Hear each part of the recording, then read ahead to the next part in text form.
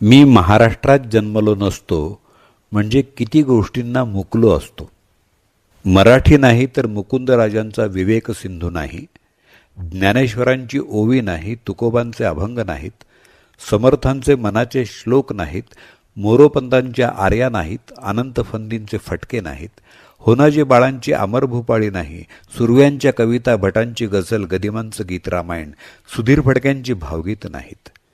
गेला बाजार संदीप सलीलचं आयुष्यावर बोलणं नाही, नगरकरांची रामनगरी नाही, लक्ष्मण देशपांड्यांचं वऱ्हाड नाही, पुलंच्या कोट्या नाहीत, नाधोंच्या गोट्या नाहीत, शंकर पाटील, दमा मिराजदार, व्यंकटेश माडगुळकर, वपूंचं कथाकथन नाही, ययाती नाही, भ्रमणगाथा नाही, यात्र्यांची झेंडूची फुलं नाहीत, बाळ आणि राज ठाकरेंची भाषणं नाहीत, सावरकरांचं काव्यही नाही, वृत्त नाही, छंद नाही, कवितेची शिस्त नाही.